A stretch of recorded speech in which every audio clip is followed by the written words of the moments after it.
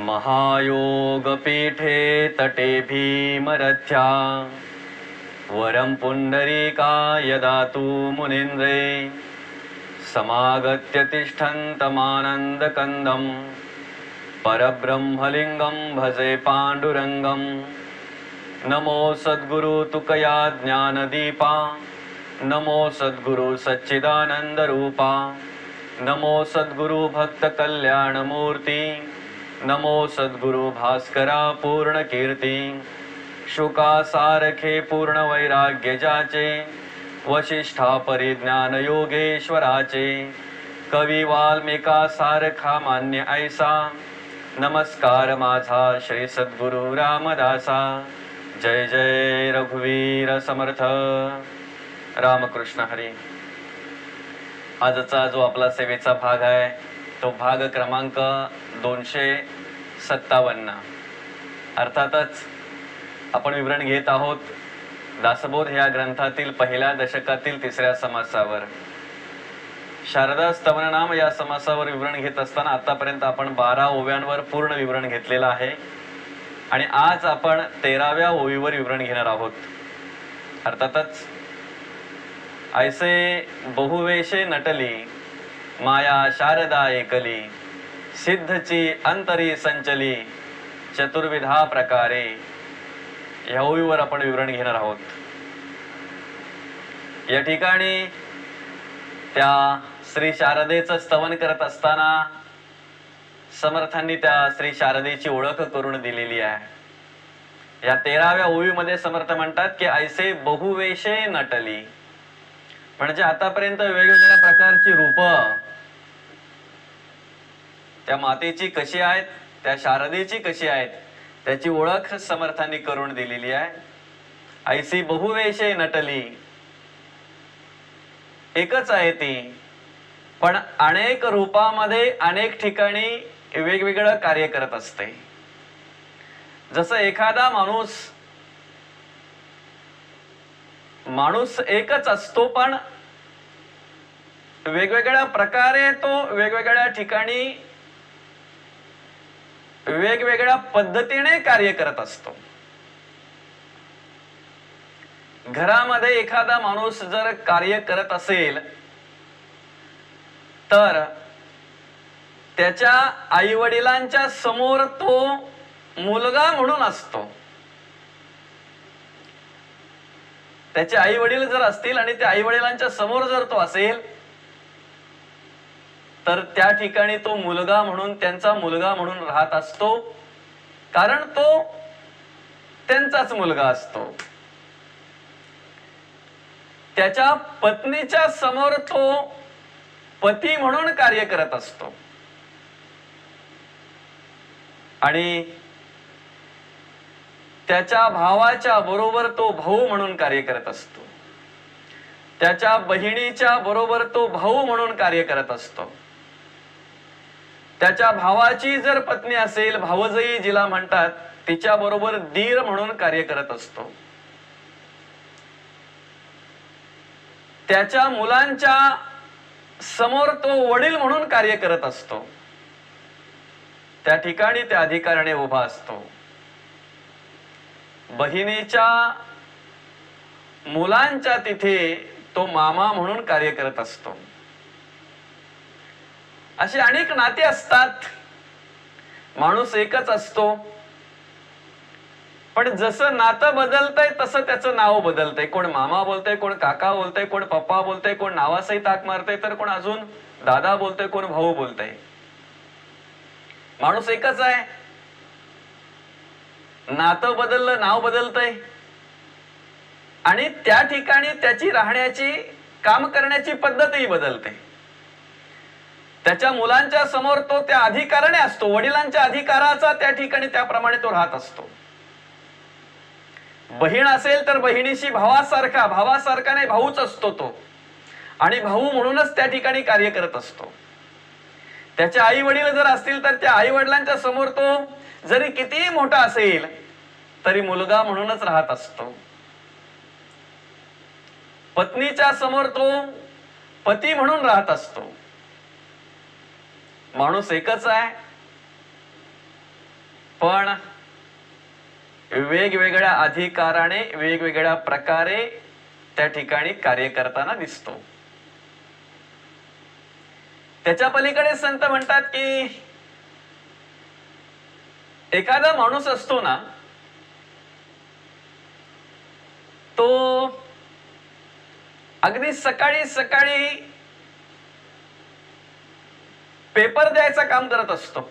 घरोघरी जाऊन आणि पेपर द्यायचा, वर्तमानपत्र द्यायचं काम करत असतो.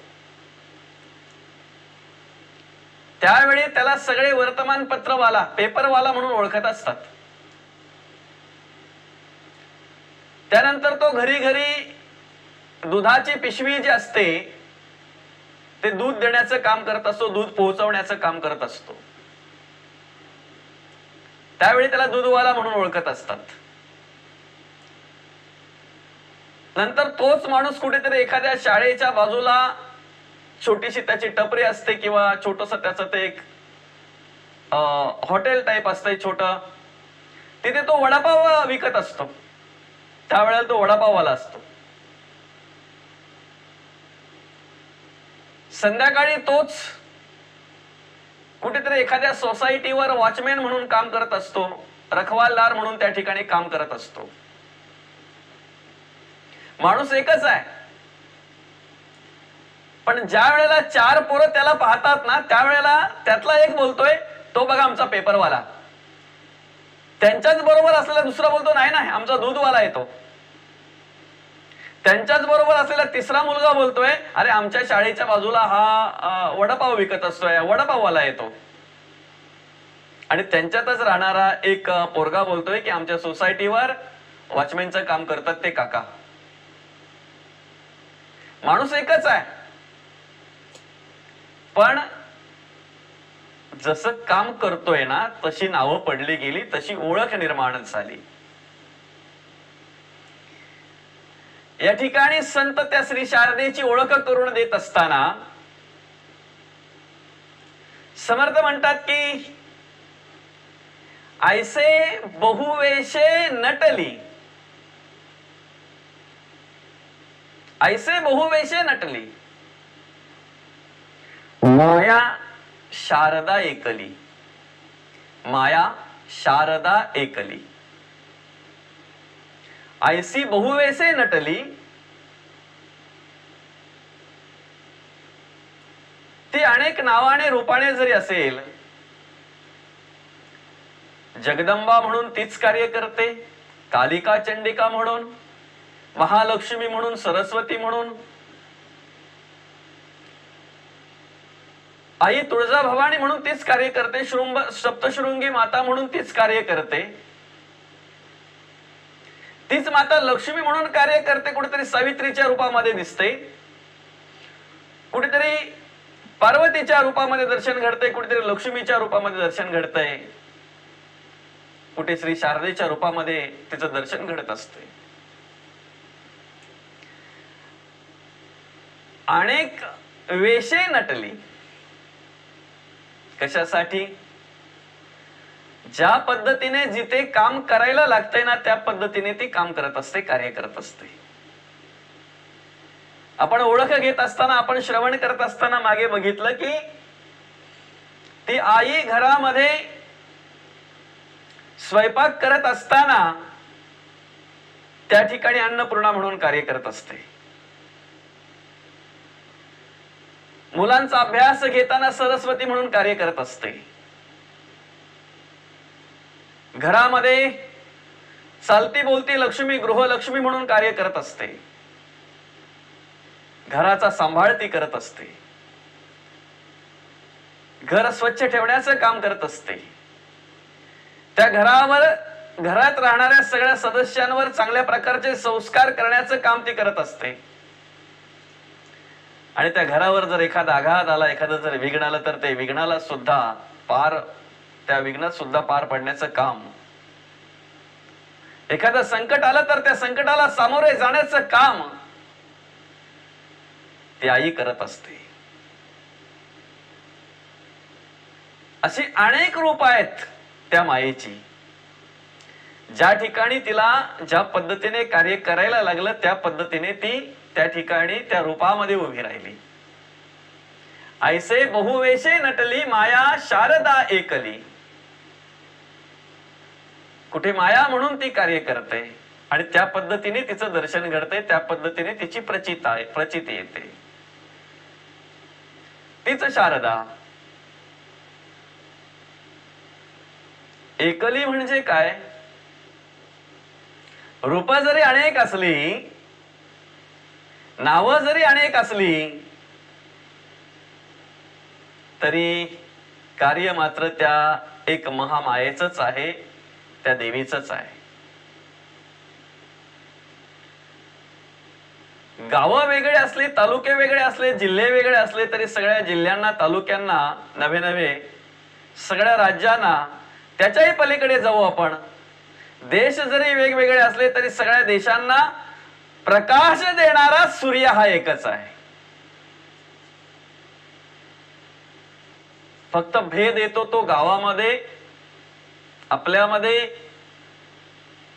ह्या सगळ्या गोष्टी आपल्याकडे पाहायला मिळतात. सूर्य सर्वांसाठी एक आहे. गावं वेगळी आहेत, तालुके वेगळे आहेत, जिल्हे वेगळे आहेत, राज्य वेगळे आहेत, देश वेगळे आहेत, पण सूर्य एकच आहे.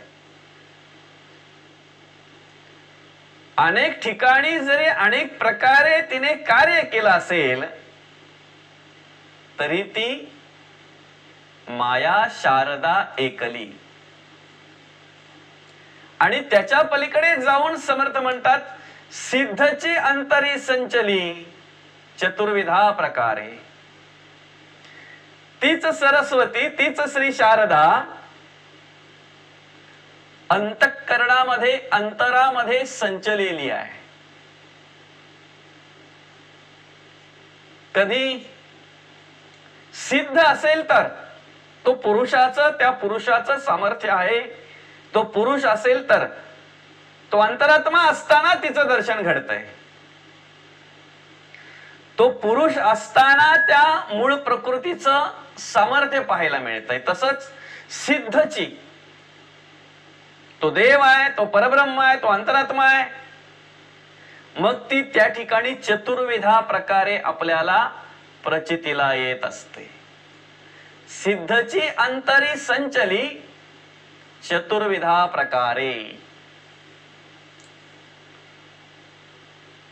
ते 4 प्रकार कोणते आहेत त्याची ओळख आपण घेतलेली आहे. परा, पच्छन्ती, मध्यमा आणि वैखरी. चतुर्विधा प्रकारे. नाभिस्थानी परावाचा तोची ठाव अंतःकरणाचा. परेपासून उन्मेष वृत्ती त्याची, नाभीपासून उन्मेष वृत्ती त्याची परा जाणी जे श्रुती. ध्वनिरूप पच्छन्ती मध्य, ध्वनिरूप पच्छन्ती हृदय वसे. कंठापासून नाद झाला मध्यमा वाचा बोली जे त्याला. उच्चार होता अक्षराला वैखरी बोली जे. परा, पच्छन्ती, मध्यमा, वैखरी अशी चतुर्विधा प्रकारे ती आपल्या अंतःकरणामध्ये अंतरी संचलेली आहे. आणि चतुर्विधा प्रकारे ती कार्य करत असते. परेमध्ये जे चालतंय ते पच्छन्तीमध्ये येतंय, जे पच्छन्तीमध्ये चालतंय ते मध्यमामध्ये येतंय, आणि जे मध्यमामध्ये येतंय तेच वैखरीमध्ये प्रगट झालं जातंय. याची ओळख समर्थांनी ओवी क्रमांक 14 मध्ये करून दिलेली आहे. पुढच्या ओळीमध्ये समर्थ म्हणतात, ऐसे बहुवेशे नटली माया शारदा एकली. सिद्धची अंतरी संचली चतुर्विधा प्रकारे. मग ती चतुर्विधा प्रकारे कशा प्रकारे ती कार्य करते याची ओळख 14व्या ओळीमध्ये समर्थांनी करून दिलेली आहे. तीही वाचा अंतरी आले, ते वैखरिया प्रकट झाले. म्हणून कर्तृत्व तितुके झाले, ते शारदा गुणे. ह्या 14व्या ओळीमध्ये समर्थ म्हणतात, तीही वाचा अंतरी आले. खऱ्या अर्थाने परेमध्ये काय चालू आहे ते आपण सहज ओळखू शकत नाही. एखाद्याच्या अंतःकरणामध्ये काय चालू आहे, परेमध्ये त्याच्या काय चालू आहे, परावाचेकडे कुठल्या प्रकारचं विचार चालू आहे ते आपण नाही ओळखू शकत, आपल्याला एकमेकांना कळत नाही. म्हणून माणूस सहज बोलला जातो. तो बोलताना बोलला खरी, एकदम मनापासून किंवा अगदी मनातलं बोलला खरी तो, पण तो वरचेवर बोललाय का आतून बोललाय ते काही कळालं नाही. म्हणजे माणसाचं बोलणं असं पण असतंय, काही वेळेला वरचेवर पण असतंय, काही वेळेला आतून पण असतंय. आतून जे असतंय ते अंतःकरणपूर्वक असतंय आणि ते परावाचेतून असतंय. देवाचं जे स्तवन करायचं आहे ते आतून करायचं आहे, अंतःकरणापासून करायचं आहे. नमो शारदा मूळ चत्वार वाचा, चारही वाचेतून त्या देवाचं आपल्याला स्तवन करायचं आहे. चारही वाचेतून त्या देवाचं आपल्याला नामस्मरण करायचं आहे. म्हणून या ठिकाणी मांडलेलं आहे नमो शारदा मूळ चत्वार वाचा, परा पच्छन्ती मध्यमा आणि वैखरी. ह्या तीन वाचा ज्या आहेत ना, परा पच्छन्ती आणि मध्यमा, इथपर्यंत काय चाललंय ते माणसाला कळत नाही. पण जरी माणसाला कळत नसेल तरी देवाला कळतंय हे आपण स्मरणात ठेवलं पाहिजे. समोरच्याला जरी कळत नसेल, माझ्या मनामध्ये समोरच्याच्या विषयी काय विचार चाललेत परेमध्ये ते त्याला जरी कळत नसतील तरी जो परेत आहे, जो त्याच ठिकाणी अखंड कार्य करतोय अंतःकरणामध्ये परेमध्ये नाभिस्थानी, म्हणून देव दाखवायची भूमिका आपण इथे घेतोय. बघा, कोणी जर विचारलं ना देव कुठे आहे, तर आपण नाभी जवळ पोटाजवळ हात नेतो. बघा, देव इथे आहे.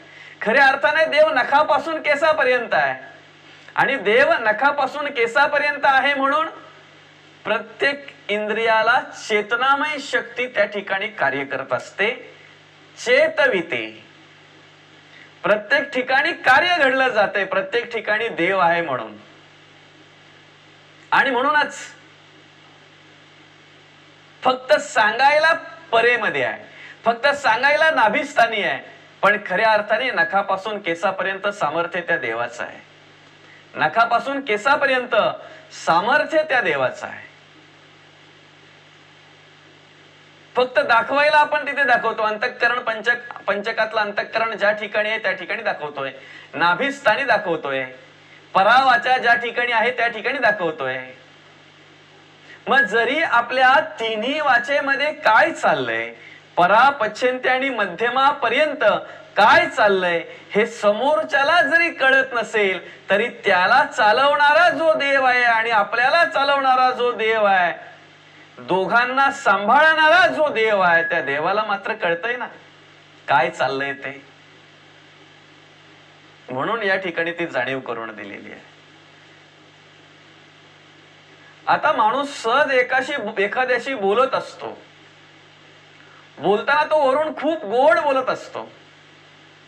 अगदी त्याला जसं काय असं वाटतं की आपला खास माणूस आहे आपला, बस आपल्यावर खूप प्रेम आहे याचं, असं एकदम जवळ जाऊन आणि एकदम गोड बोलत असतो तो. पण त्या बोलण्यामागे त्याच्या काय स्वार्थ आहे हे समोरच्याला कळत नसतंय. ज्या वेळेला तो बोलून झाल्यानंतर एखाद्या गोष्टीची मागणी करतोय की नाही, त्याच्या अंतःकरणातला विचार त्याला बोलून दाखवतोय की नाही, तेव्हा समोरच्याला कळतंय की अरे ह्यो आतापर्यंत माझ्याशी गोड का बोलत होता. संत म्हणतात अरे हे तुला आता कळलं, पण तो जेव्हा बोलायला सुरुवात केली ना त्याच्या आधीच देवाला कळलं होतं, कारण तो तिथेच आहे. ज्या वेळेला ते विचार त्याच्या पिंडात यायला लागले ना त्याच वेळेला देवाला कळालेलं आहे. आत्मा आहे सर्व साक्षी हे बोली जे पूर्व पक्षी, जो कोणी सिद्धांत लक्षी तोची सिद्ध. आत्मा आहे सर्व साक्षी हे महत्वाचं आहे. आपल्याला असं वाटतंय हो की आपण त्याला फसवतोय, आपण त्याला गोड बोलतोय, पण आतमध्ये आपल्या जे काही आहे त्याच्याविषयी ते त्याला कळत नाही. त्याची पण ओळख या दासबोधामध्ये समर्थांनी दिलेली आहे.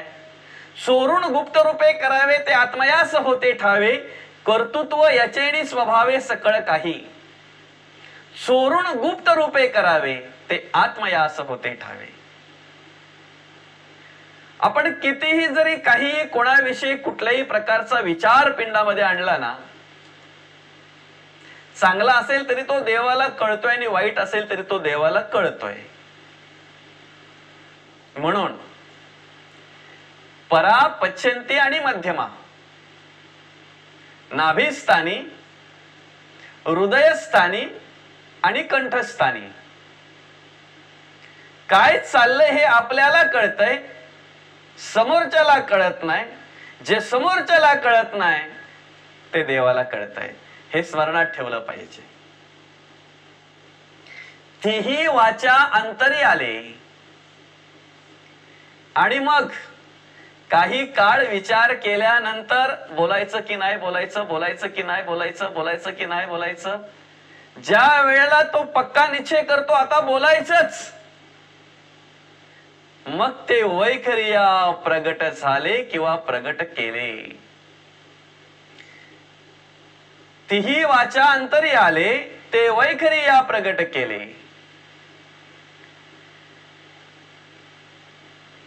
त्याला शाळेमध्ये जाणे येण्यासाठी खूप त्रास होत होता. आणि जेव्हा जेव्हा पण त्याला अशा अडचणी निर्माण व्हायच्या तेव्हा तेव्हा त्याच्या परेमध्ये असा विचार यायचा की आपण बाबांना सांगायला पाहिजे आपल्याला एखादी दुचाकी गाडी घेऊन द्या म्हणून. परेपर्यंत आहे तो, परेमध्ये विचार करतोय. बरं, हा विचार बऱ्याच दिवसापासून करतोय. मग तो विचार परेमध्ये असलेला त्याच्या पश्चंतीमध्ये आला की आपण सांगायला पाहिजे बाबांना आपली परिस्थिती ही तशी आहे आणि जाण्या येण्यासाठी खूप त्रास होतोय, खूप त्रास सहन करावा लागतोय. एक 7-8 किलोमीटर अंतरावर जायचं, त्यातही वेळेवर वाहनं असतात नसतात. सांगायला पाहिजे बाबांना, बाबांकडे मागायला पाहिजे, सांगायला पाहिजे, असा तो विचार करतोय. घरामध्ये काही एखाद्या गोष्टीची जर आवश्यकता असेल आणि तशी परिस्थिती जर नसेल तर ती बाई फक्त मनामध्येच विचार करत असते. मनामध्ये म्हणजे परेमध्येच फक्त विचार करत असते की ह्या गोष्टीची आपल्याला आवश्यकता आहे आणि ही गोष्ट आपण त्यांना सांगायला पाहिजे. पण आवश्यकता आहे, सांगायला पाहिजे, हा विचार फक्त तिच्या परेमध्येच आहे. कधीतरी तो पश्चंतीपर्यंत येतो, मध्यमापर्यंत येतोय की आज सांगायला हरकत नाही. पण परत कुठेतरी एक मनामध्ये विचार येतो की नको, अजून तशी परिस्थिती नाही आपली. आता तो मुलगा विचार करतोय की आपली परिस्थिती आहे, आपण बाबांना जर सांगितलं तर कदाचित बाबा होकार पण देतील, दुचाकी घेऊन पण देतील एखादी गाडी. पण मग सांगायचं कसं? भडकले तर, काही बोलले तर, कारण काहींचा स्वभाव त्या पद्धतीने असतो. बऱ्याच दिवसापासून तो परेमध्ये, पश्चंतीमध्ये आणि पार मध्यमापर्यंत येत आहे. आता सांगणार तेवढ्याच समोरचं वातावरण पाहतोय आणि बोलतो नको, आज काही वातावरण बरोबर वाटत नाही, नाही सांगावं. म्हणजे पश्चंतीपर्यंत आलेला आहे, मध्यमापर्यंत आलेला आहे, कंठापर्यंत आलेला आहे. सांगणार बाबा,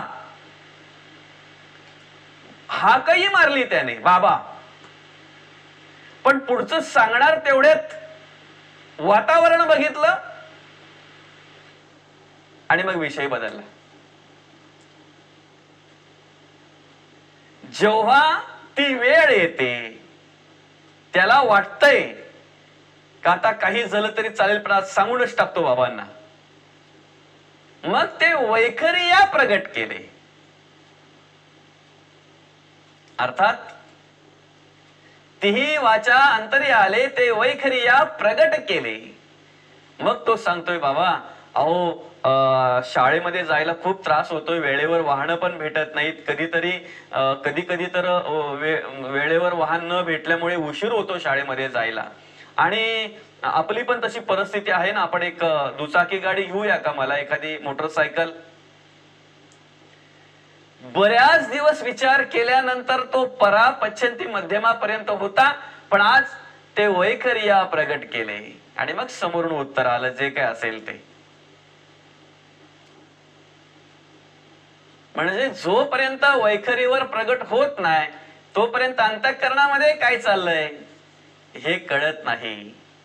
पण एवढं मात्र निश्चित आहे की जे परेमध्ये असतंय तेच पश्चंतीमध्ये येतंय, जे पश्चंतीमध्ये असतंय तेच मध्यमामध्ये येतंय, आणि मध्यमामध्ये जे येतंय त्याचाच पक्का विचार करून आणि मग ते वैखरिया प्रगट केले, मग पुढचं मांडलेलं येतंय. म्हणून कर्तृत्व जितके झाले तितके शारदा गुणे. कसं मांडले बघा समर्थांनी. आता परमार्थिक विचार जर पिंडामध्ये असतील, परेमध्ये असतील, तर तेच मध्यमामध्ये येणार आहेत, पश्चंतीमध्ये येणार आहेत, मध्यमामध्ये येणार आहेत, आणि जे मध्यमामध्ये येणार आहेत तेच वैखरीमध्ये प्रगट होणार आहेत. एकदा वैखरीमध्ये ते परमार्थिक विचार प्रगट झाले, ते भक्तीचे विचार प्रगट झाले कि मग परमार्थ घडला जातो, भक्ती घडली जाते, देवाचं स्तवन घडलं जातंय.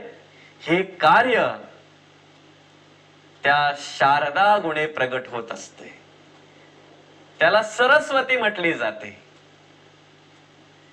साधं उदाहरण आहे, एखाद्याच्या तोंडातून जर खूप अशा वेगळ्या वेड्या वाकड्या जर शिव्या येत असतील ना, तर लगेच बोलतात, अरे किती अवधसा आहे तुझ्या मुखामध्ये, काय अवधसा वाहते तुझ्या मुखातून, काय गटार आहे, तोंड आहे का गटार आहे, असं बोललं जातंय. हा, पण देवाचं स्तवन जर घडत असेल, देवाचं नामस्मरण जर घडत असेल, परमार्थिक विचार जर बाहेर पडत असतील त्या वैखरीतून, देवाचं भजन पूजन जर तिथे त्या वैखरीतून जर भजन ऐकायला मिळत असेल, तर तिला सरस्वती म्हणतात, त्याला श्री शारदेचं सामर्थ्य म्हणतात. म्हणून हे कर्तृत्व जे आहे ना, परमार्थिक भक्ती, हे सामर्थ्य त्या देवीच्या मुळे प्राप्त होत असते, त्या महामायेच्या मुळे प्राप्त होत असते. तिच्याकडे किती सामर्थ्य आहे, किती शक्ती आहे, त्या सामर्थ्याची ओळख, त्या शक्तीची ओळख पुढच्या ओळीमध्ये समर्थाने करून दिलेली आहे. ह्या 14व्या ओळीमध्ये समर्थ म्हणतात, तिही वाचा अंतरी आले, ते वैखरिया प्रगट केले, म्हणून कर्तृत्व जितके झाले तितके शारदा गुणे. आता तिच्याकडे किती सामर्थ्य आहे, ती कशा प्रकारे कार्य करते, तिचं रूप म्हणजे कशा प्रकारचं आहे, याची ओळख समर्थांनी ओवी क्रमांक 15 मध्ये करून दिलेली आहे. जे ब्रह्मादिकांची जननी, हरिहर जये पासुनी, सृष्टी रचना लोकतिनी, विस्तार जयेचा. ह्या ओळीवर आपल्याला विवरण घ्यायचं आहे, चिंतन करायचं आहे. भाग क्रमांक 258 मध्ये तत्पूर्वी झालेली सेवा समर्थांच्या चरणी, पांडुरंग परमात्म्याच्या चरणी अर्पण करून या ठिकाणी या सेवेला पूर्णविराम देऊया. रामकृष्ण हरी, रामकृष्ण हरी, रामकृष्ण हरी.